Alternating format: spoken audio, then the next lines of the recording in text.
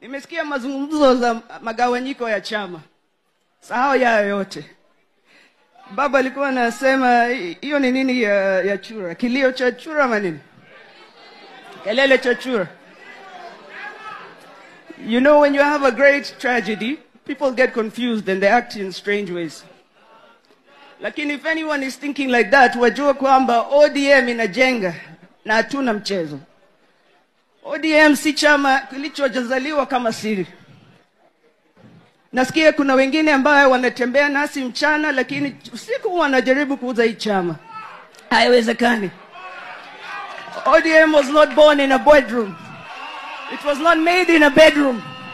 So its future will not be discussed as pillow talk. It has been the heartbeat of the Kenyan people for 20 years. ODM was born from protest.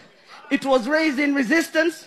And the people of ODM have time and time again bled, sweat, and shed tears for this country called Kenya.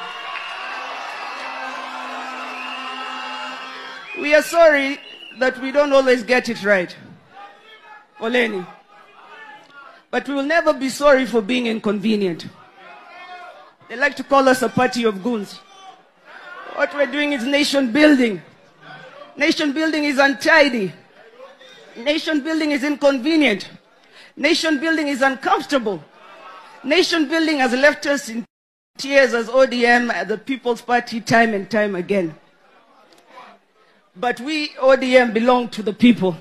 And we will continue growing because the young people of ODM have conviction.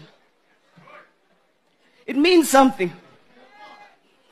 It means something that after Baba's death, these young people are still sitting in this place because they have conviction.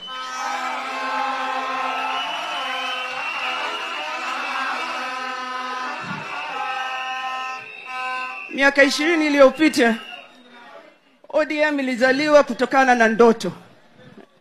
Ndoto ya Kenya ambapo kila kijana ana nafasi ya kustawi. Ambapo haki inatawala. Na ambapo mustakabali wetu unaundwa na viongozi wanasikiliza.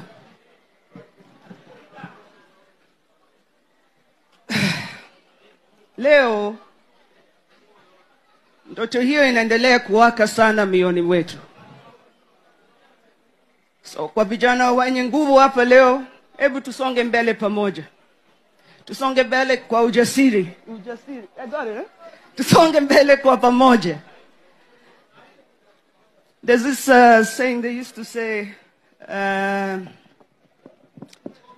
when nikisema long live ODM, long live